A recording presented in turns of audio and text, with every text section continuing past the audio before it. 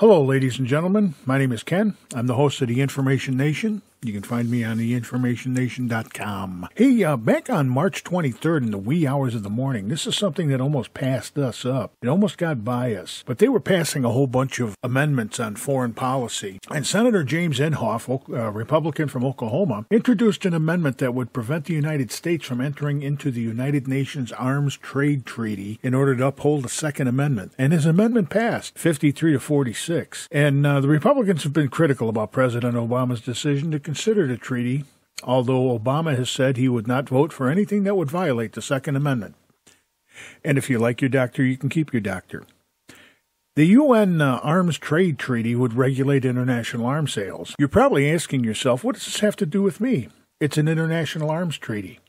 That's true, but the ramifications of this treaty will directly affect your Second Amendment rights.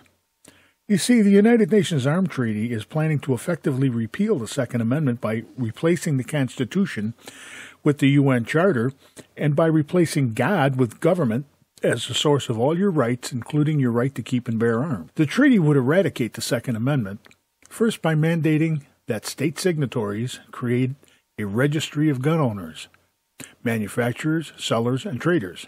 Second, by making it nearly impossible for citizens to purchase ammunition.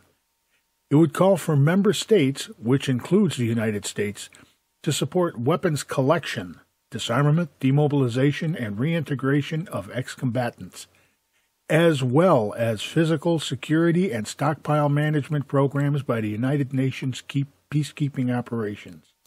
The most egregious affront to the sovereignty of the United States is that there is no single word in the Arms Trade Treaty protecting the inalienable right to keep and bear arms. In fact, the latest draft of the proposed agreement recognizes private ownership of firearms only for recreational, cultural, historical, and sporting activities. This is a significant and unacceptable infringement on the rights protected by the Second Amendment.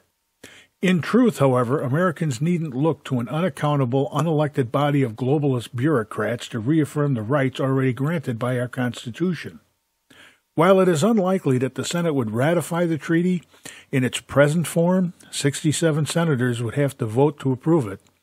When it comes to disarming Americans, citizens in this country, President Obama has shown he will not be deterred by congressional inaction or by constitutional limits on his authority. Although in reality, treaties that violate the Constitution are prima facie null and void, of no legal effect, but the Supreme Court has come down on both sides of the supremacy issue. Now, you almost lost your Second Amendment by 5 votes. And what I'm going to do right now is I'm going to call out all of these senators who voted to go ahead with this arms treaty, so they could bring it to the Senate floor and vote on it. These are your anti-gunners. These are the same people, or a lot of these same people, that gave you that wonderful thing called the Affordable Care Act, otherwise known as Obamacare. So let's get right to it. Senator Tammy Baldwin, Democrat, Wisconsin. Senator Mac Baucus, Democrat, Montana. Senator Mike Bennett, Democrat, Colorado. Senator Richard Blumenthal, Democrat, Connecticut. Senator Barbara Boxer, Democrat, California. Senator Sherrod Brown, Democrat, Ohio. Senator Maria Cantwell, Democrat, Washington State. Senator Ben Cardin, Democrat, Maryland. Senator Tom Caper, Democrat, Delaware. Senator Robert Casey, Democrat, Pennsylvania. Senator Chris Coons, Democrat, Delaware. Senator William Cohen, Democrat, Massachusetts. Senator Dick Durbin, Democrat, Illinois. Senator Dianne Feinstein, Democrat, California. Senator Al Franken, Democrat, Minnesota. Senator Kristen Gillibrand, Democrat, New York. Senator Tom Harkin, Democrat, Iowa. Senator Mazie Hirono, Democrat, Hawaii. Senator Tim Johnson, Democrat, South Dakota.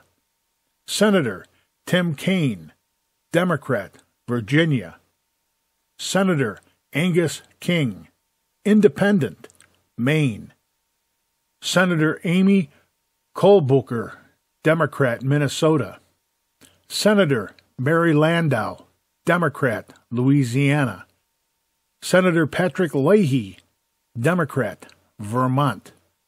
Senator Carl Levin, Democrat, Michigan. Senator Claire McCaskill, Democrat, Missouri.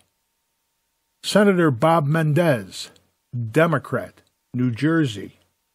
Senator Jeff Merkley, Democrat, Oregon. Senator Barbara Bukowski, Democrat, Maryland. Senator Christopher Murphy, Democrat, Connecticut. Senator Patty Murray, Democrat, Washington State. Senator Bill Nelson, Democrat, Florida. Senator Jack Reed, Democrat, Rhode Island. Senator Harry Reid, Democrat, Nevada. Senator Jay Rockefeller, Democrat, West Virginia. Senator Bernie Sanders, Independent, Vermont.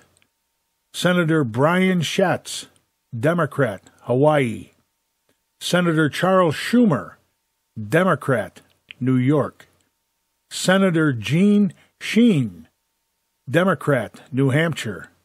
Senator Debbie Stabenow, Democrat, Michigan. Senator Mark Udall, Democrat, Colorado. Senator Tom Udall, Democrat, New Mexico. Senator Mark Warner, Democrat, Virginia. Senator Elizabeth Warren, Democrat, Massachusetts. Senator Sheldon Whitehouse, Democrat, Rhode Island. Senator Ron Wyden, Democrat, Oregon. So that's the 46 people. Those are the 46 senators that voted to take away, basically to set things up to take away your Second Amendment rights. And a lot of them are the same ones that gave you Obamacare. Ladies and gentlemen, put them back in office if you want. But I wouldn't. This has been Ken for the Information Nation. You can hear me every Sunday night, 9 o'clock Eastern, 8 o'clock Central Time on the Orion Talk Radio Network. Go to theinformationnation.com and you can hear my show there. There's plenty of players, so you can listen to it at your leisure. You can also listen to past shows on theinformationnation.com. Have a good day.